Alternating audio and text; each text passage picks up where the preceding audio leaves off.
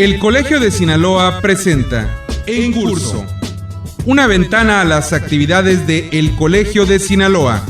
Trabajo, arte, ciencia, investigación, expresión.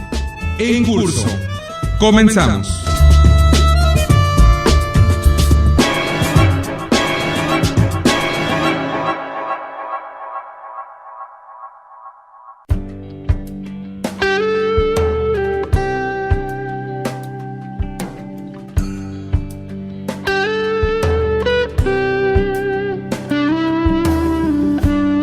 Para contribuir en la difusión del conocimiento, el Colegio de Sinaloa cuenta con una amplia gama de publicaciones que reflejan el carácter multidisciplinario de este organismo público estatal. En esta colección sobresalen los libros y discos compactos, producto de sus proyectos de investigación de la serie Atlas, serie Catálogos, así como obras de los miembros colegiados y autores destacados de Sinaloa.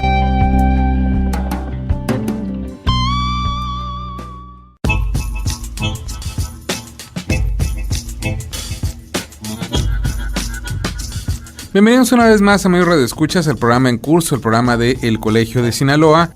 Yo soy Gerardo Osornio y en esta oportunidad le voy a presentar una interesante entrevista con la doctora Cintia Rading, quien nos visitó en la 20ª edición del Seminario de Estudios sobre Jesuitas en el Noroeste Novohispano, un evento que año con año se realiza y organiza el Colegio de Sinaloa. La ponencia que trajo la doctora Cintia Rading a esta edición del Seminario de Estudios sobre Jesuitas se titula La naturaleza, la misión jesuita y las comunidades yoremes de la provincia de Ostimuri. Y bueno, sin duda va a resultar de sumo interés para usted en los próximos minutos. Es que sin más preámbulo, aquí en Curso, el programa del Colegio de Sinaloa, vamos a escuchar a la maestra Cintia Rading.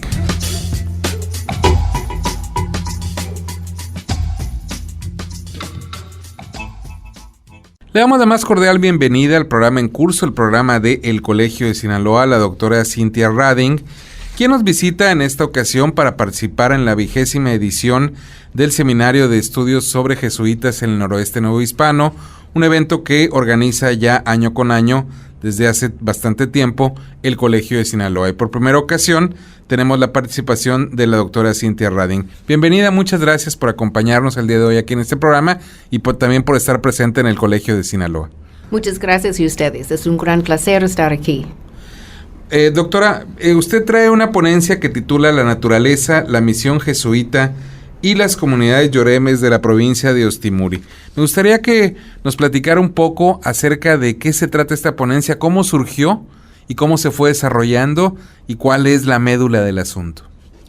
La ponencia se trata de unir la historia ambiental con la historia de los procesos culturales, con los diferentes actores históricos de la época colonial.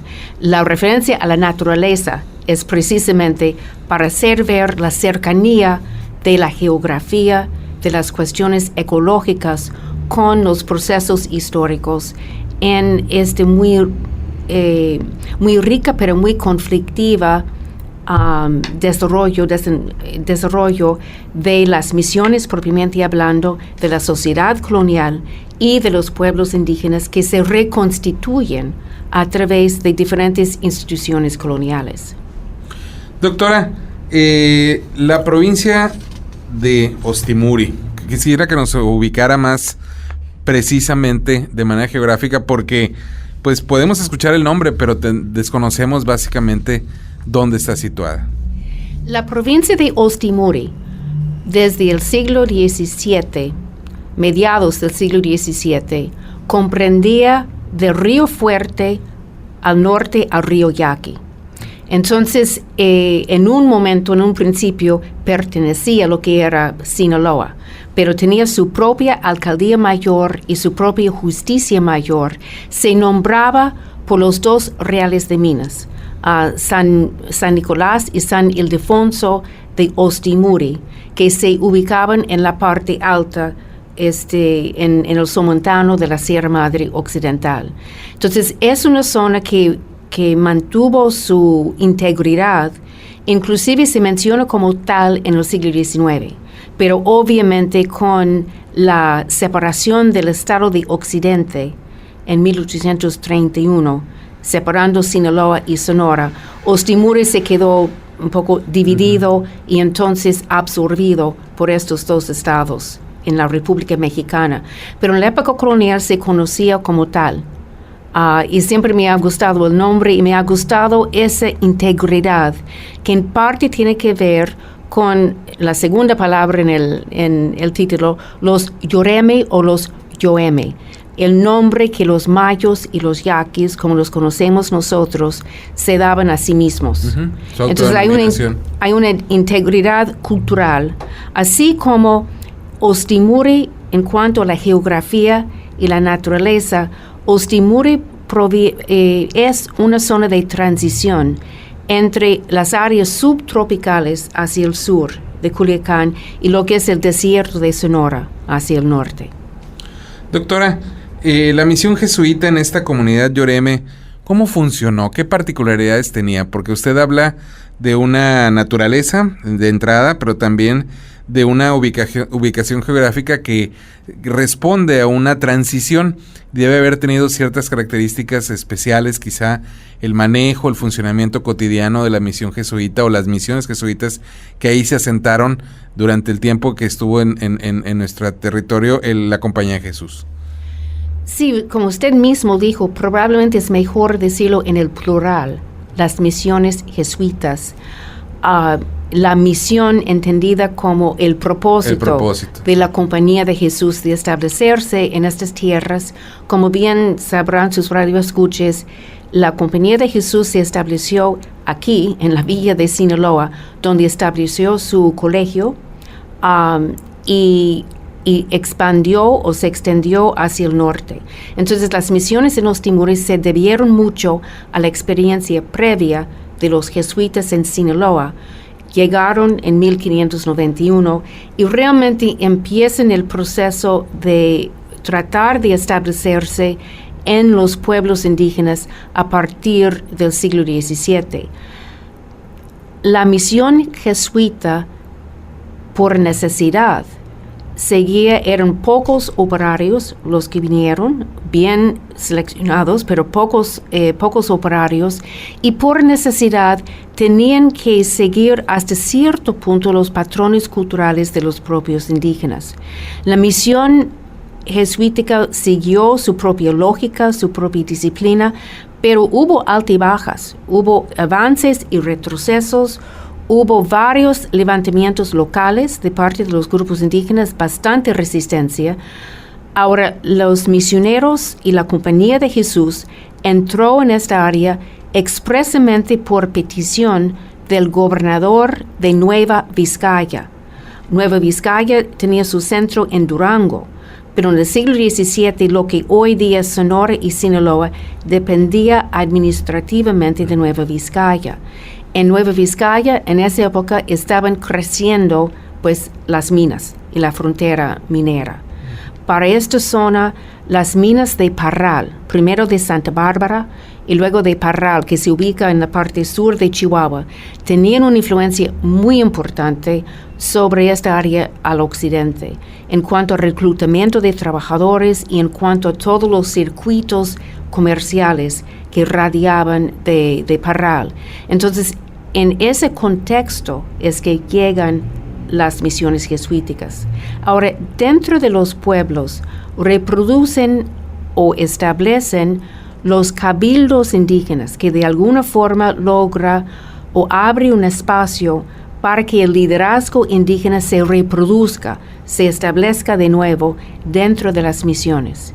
Y los misioneros, los jesuitas, se establecen en el Mayo y en el Yaqui gracias a alianzas que los jesuitas hicieron con los caciques indígenas, gracias a esta autorización de parte del gobernador de Nueva Vizcaya y también en un principio de parte de una alianza o una cooperación, casi podemos decir, muy poco usual entre el comandante militar que había llegado a Sinaloa, Urdaide, y los padres jesuitas. Entonces había una concordancia que hizo posible el establecimiento de misiones jesuíticas en Ostimuri aproximadamente entre 1609 y 1620, aproximadamente.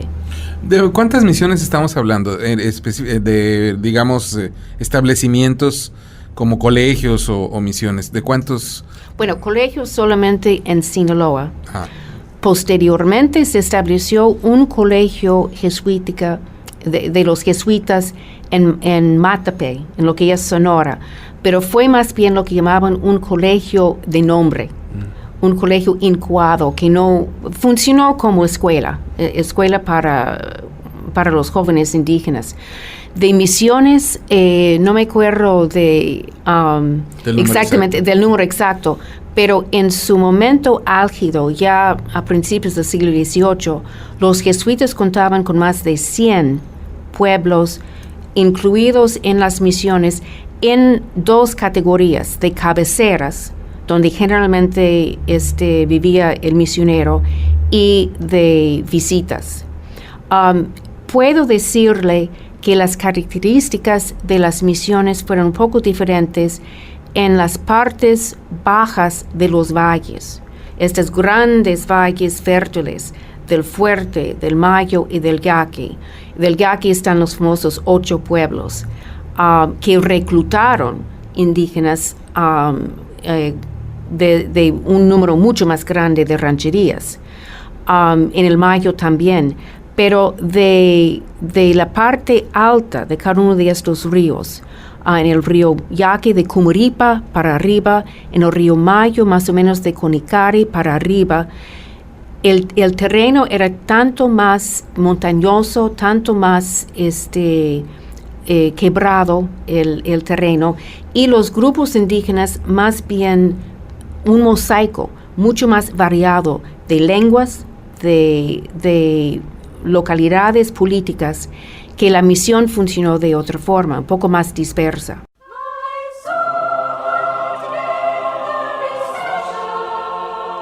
El Colegio de Sinaloa presenta una cápsula de ciencia. El cerebro emocional es una región donde se gestan y modulan las emociones, mientras que la región cortical tiene que ver con el manejo intelectual. Cuando se hace un acercamiento a las neuronas, vemos que éstas, para comunicarse entre ellas, tienen que saldar un espacio, lo cual se logra liberar una sustancia química que es el neurotransmisor. Si hay un problema en la transmisión, se producen diversos trastornos. Uno es la depresión, fuente de una alteración bioquímica en la que las neuronas no tienen suficientes mensajeros químicos para establecer contacto. Otro trastorno es la ansiedad, la cual es la respuesta a estímulos externos que se traducen en estrés, sobre todo en las grandes ciudades.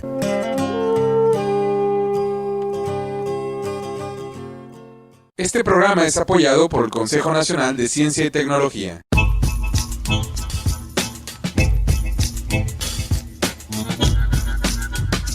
Les recuerdo a quienes nos sintonizan a través de las diversas radiodifusoras culturales del estado de Sinaloa que este es el programa en curso, el programa de El Colegio de Sinaloa, una emisión semanal que desde hace ya casi 2 décadas lleva para usted algunas de las actividades de nuestra institución.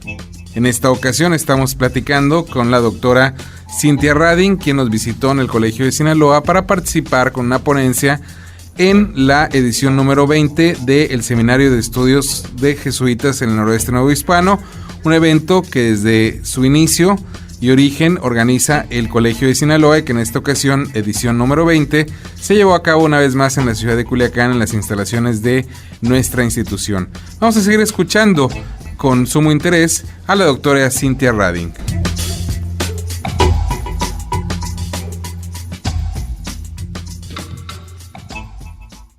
Doctora, ¿cuál fue la reacción, la interacción de las comunidades yoremes ante la misión en términos de evangelización de los jesuitas al haber esta concordancia, lo cual la hace hasta cierto punto diferente a otras regiones donde hubo reticencia, donde hubo choques de poder? ¿Cuál fue la reacción de las comunidades yoremes? ¿Se integraron? ¿Se logró el provecho que buscaba la Compañía de Jesús en cuanto a evangelización, a la difusión de la fe? ¿Cómo funcionó esto con los yoremes? Las respuestas fueron variadas. Hubo una concordancia en el área de Ostimuri y también en la parte central de Sonora, en los ríos centrales de Sonora, creo yo, porque la agricultura estaba tan avanzada entre los propios indígenas antes de que llegaran los españoles, y la misión como la fue ideando los jesuitas y también franciscanos, pero como lo fue ideando los jesuitas en este caso, dependía de poder producir cultivos. Y para los indígenas, ellos vivían de la agricultura o la horticultura, estaba establecido aquí desde hacía unos 2000 años, pero también vivían de la caza y la recolección y de la pesca. Entonces, la reacción en esta manera material de los grupos indígenas era muy mezclada.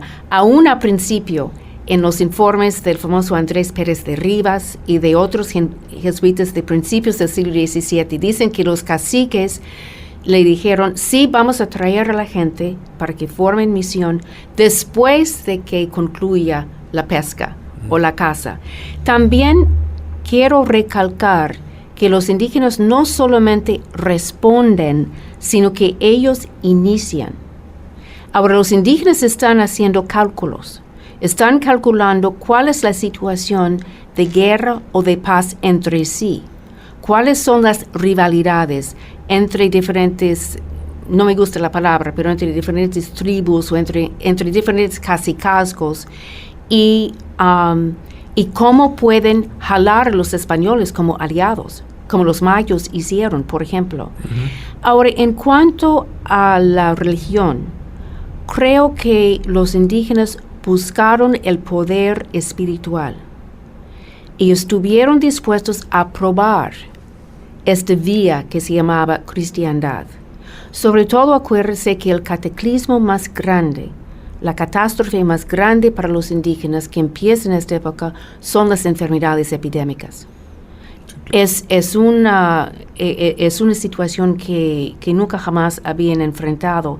Entonces tienen que probar diferentes posibilidades de solución, a ver cómo pueden rescatar y restituir sus comunidades dentro de una situación de muy tensa presión y dificultad, y cómo pueden hacerse frente a las demandas cada vez mayores de bienes materiales y de trabajo de parte de la sociedad colonial.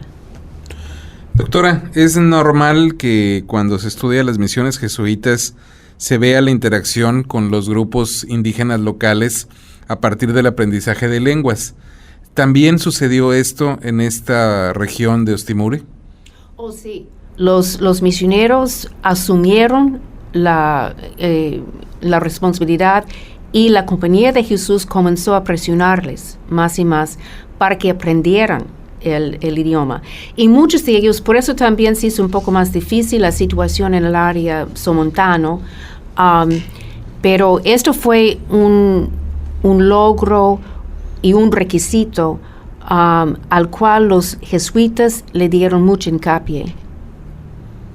Doctora, ¿cómo era la vida en estas comunidades? Porque por naturaleza, digamos, geográfica, había unos ríos que la limitaban o que delimitaban perfectamente su ubicación.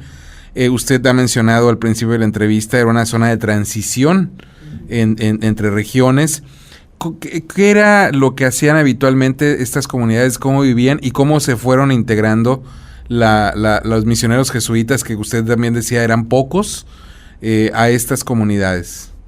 Bueno, permíteme decir, en respuesta a su pregunta anterior acerca de los idiomas, los misioneros dependieron de los propios indígenas para aprender los idiomas. Los misioneros, una manera de integrarse poco a poco a las comunidades indígenas era ir seleccionando jóvenes y capacitarlos un poco, como ellos mismos llamaban, doctrineros o tamastianes, que era la palabra un poco de la región, jóvenes que podían enseñar la doctrina a los demás. Era en parte por el mismo teatro o el mismo ritual de la religión católica. Sí les atraían a los indígenas la música, lo que eran las procesiones, el actuar el catolicismo.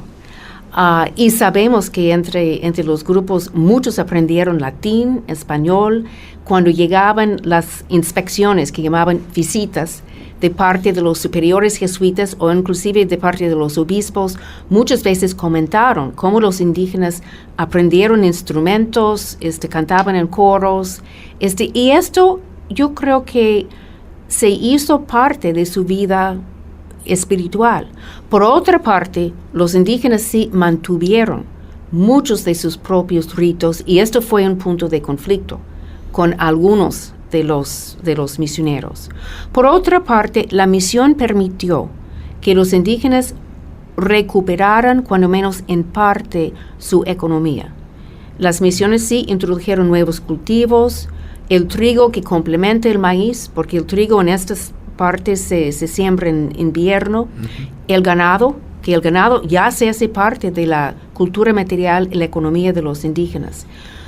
Las tensiones se hicieron mayores en el siglo XVIII cuando los jesuitas comienzan a preocuparse más por sacar utilidades y producir alimentos más allá de la subsistencia de los pueblos, que estaban mandando a Baja California para mantener las misiones de Baja California, o estaban comerciando con los centros mineros, inclusive enviando más lejos hacia el centro de México. Entonces, la tensión entre la economía cada vez más comercial de parte de los mismos jesuitas, también la cercanía de la economía colonial, las demandas de mano de obra para las minas, y en el siglo XVIII, las incursiones cada vez mayores de los vecinos hispanos en las tierras de los pueblos indígenas produjeron tensiones y conflictos cada vez mayores.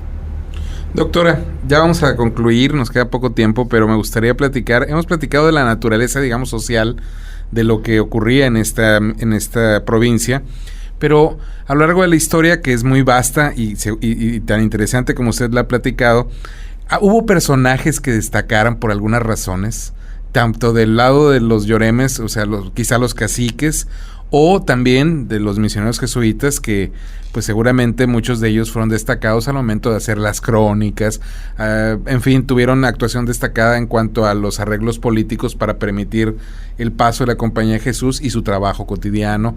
¿Quiénes destacaron? ¿Qué personajes? El más famoso es el jesuita padre Andrés Pérez de Rivas, y es famoso porque él escribió la historia fundacional, aunque realmente no fue el primero, pero una de las historias fundacionales, una de las primeras publicadas, que es esta famosa historia de los triunfos de nuestra Santa Fe.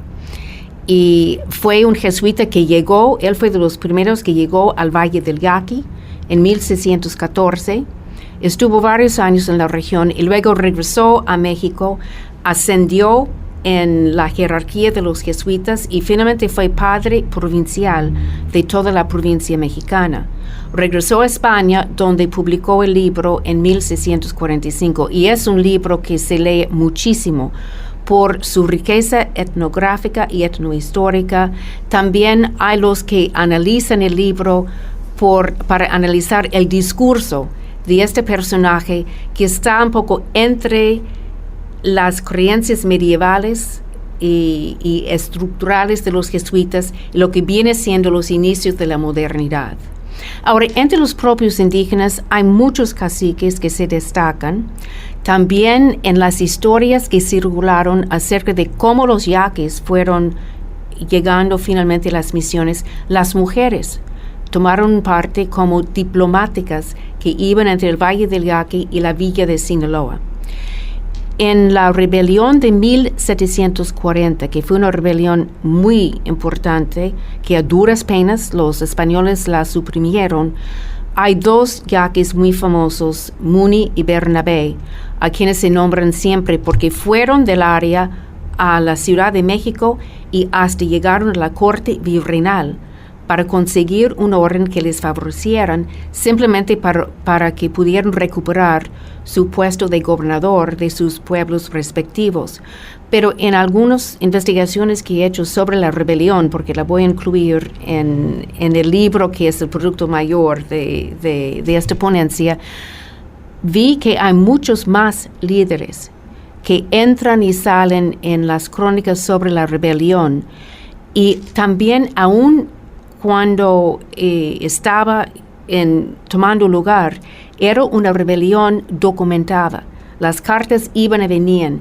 Y uno de estos líderes, cuyo primer nombre era Agustín, dice en un momento que llegaba a una congregación de los yaquis rebeldes con una carta escrita en su propio idioma.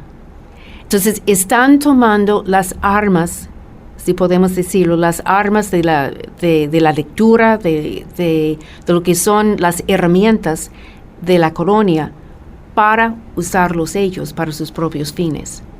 Doctora, pues hemos terminado, no le queremos quitar más tiempo, sabemos que está ocupada.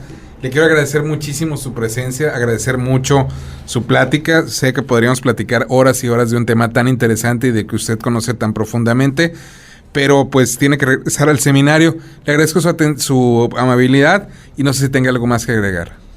Solamente agradecerles y felicitarles al Colegio de Sinaloa este magnífico esfuerzo en su 20º aniversario de este seminario y expresar mi amistad y mi gran admiración por Sergio Ortega Noriega, a quien está dedicado el seminario y quien nos inspiró a tantas personas que aquí estamos participando.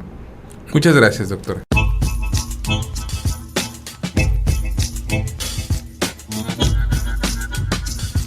Estamos a punto de terminar el programa, se nos está agotando el tiempo. Le queremos reiterar que acabamos de escuchar una entrevista con la doctora Cynthia Rading, quien estuvo presente en la edición número 20 de el Seminario de Estudios sobre Jesuitas en el Noroeste Nuevo Hispano, un evento que de origen organiza siempre el Colegio de Sinaloa. En esta ocasión pues se nos ha terminado el tiempo. Le queremos agradecer su atención a esta emisión, invitarlo para que siga en compañía de esta emisora, pero también para que nos acompañen en las diversas actividades del Colegio de Sinaloa. Para obtener información de horarios y días precisos de las actividades de nuestra institución, puede acudir en la ciudad de Culiacán a la calle Antonio Rosales 435 Poniente para pedir información en horas de oficina. Igualmente, llamar en la capital del estado sinaloense a los teléfonos 716-1046 y 716-1050, ambos con LADA 667, para pedir información de los eventos del Colegio de Sinaloa. U obtener también información de nuestra institución desde cualquier punto en la red, tecleando www.elcolegiodesinaloa.gov.mx o enviando correo electrónico a coldecin@yahoo.com.mx solicitando información. Yo soy Gerardo Osornio y esto fue una emisión más de En Curso, el programa de El Colegio de Sinaloa.